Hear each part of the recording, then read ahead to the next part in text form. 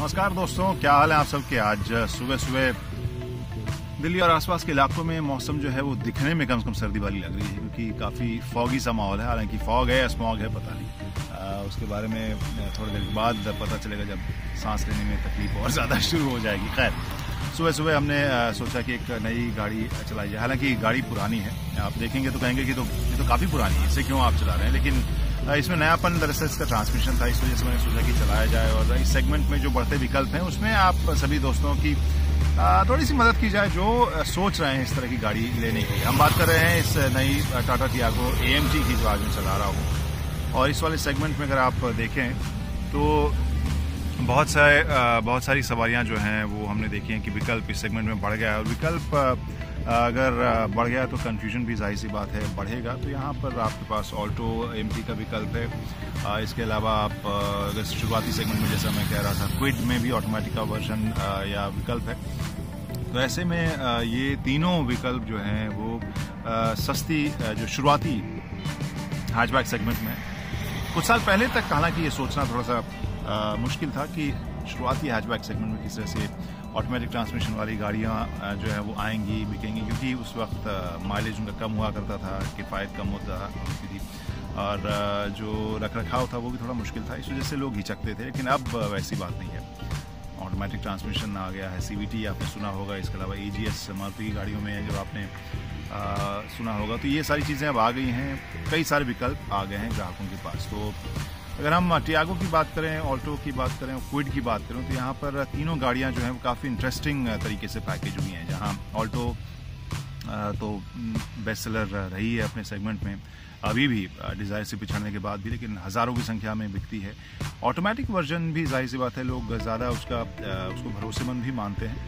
AGS जो है मारुति की या मारुति का जो ऑटोमेटिक ट्रांसमिशन है उसने भी अपने आप को प्रूव किया है। तो वहाँ पर अच्छा विकल्प है वो आपके पास। लेकिन अगर हम बात करें क्विड और टियागो की, तो यहाँ पर इस सेगमेंट में मुझे लगता है कि क्विड और टियागो एक अलग तरह का ऑप्शन दे रहे हैं जो जिसके ऊपर ज़्यादा सवाल भी मुझे लगता है कि आते हैं। क्योंकि क्विड जो है वो सस्ती है, वो 5-4 लाख के आसपास में ही ऑटोमेटिक वाला वर्जन आपको शुरुआती जो एक शोरूम कीमत है वो मिल जाता है। वहीं पौने 5 के आसपास हम देख रहे हैं इस टियागो AMG को। इसमें अगर आप कंफ्यूज हैं तो मैं कुछ चीज़ें इन दोनों के बारे में बता दूं। माइलेज के हिसाब से, एफिशिएंसी के हिसाब से दोनों काफ़ी कंपेरेबल है, आसपास के ही है। वहीं अगर हम क्विड की बात करें, शेप जो है उसे काफ़ी जिसे चुटीला कहेंगे, थोड़ा सा मज़ेदार शेप है उसका। प्लास्टिक क्लैडिंग वगैरह काफ़ी उसमें देखने को मिलेगी और उसकी जो ग्राउंड क्लियरेंस है वो इसका एक USP है।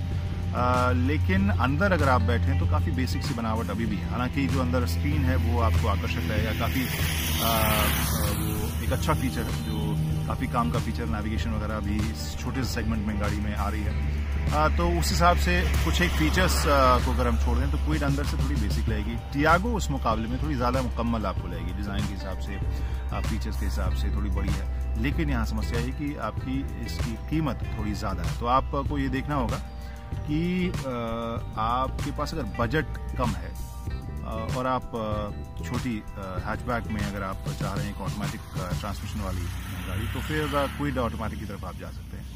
उसका प्रदर्शन ठीक ठाक है, अच्छी सी बनावट है। हालांकि उसमें इंजन जो है वो छोटा है, 1000 cc का ही है और उसकी ताकत भी आपको कम मिलेगी टियागो के मुकाबले।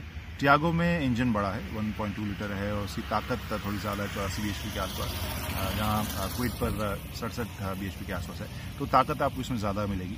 डिज़ाइन न सिर्फ बाहर बल्कि अंदर इंटीरियर के हिसाब से अगर भी हम देखें तो ज़्यादा ये मुकम्मल सी गाड़ी मुझे लगती है और ज़्यादा बेहतर पैकेज नज़र आती है। और आप अगर वही रेनो और टाटा के बीच में तुलना करें तो वहाँ पर भी आप ये जिसे कहते हैं दाव खेल सकते हैं। लगभग लाख रुपए, 80-90 हज़ार तो ज़्यादा इसके लिए आपको देने होंगे क्विड के मुकाबले। तो मैं कहूँगा कि अगर सस्ती में ऑटोमेटिक गाड़ी चाहिए और आपका बजट वो है तो फिर टियागो की तरफ जा सकते हैं। लेकिन बजट अगर आपका सीमित बजट है आपके पास और वो आप 70-80 हज़ार या 90 हज़ार एक्स्ट्रा नहीं देना चाहते हैं तो फिर मुझे लगता है कि क्विड ऑटोमेटिक की तरफ आप जा सकते हैं। तो ये थी एक छोटी सी कहानी हमारी, जब तक कि हम अगला काम न शुरू करें उसके बीच में मैंने वक्त चुरा कर आपको जानकारी देने की सोची कि अगर आप सोच रहे हैं छोटी ऑटोमेटिक गाड़ी के बारे में तो ये विकल्प एक अच्छा विकल्प हो सकता है आपके लिए।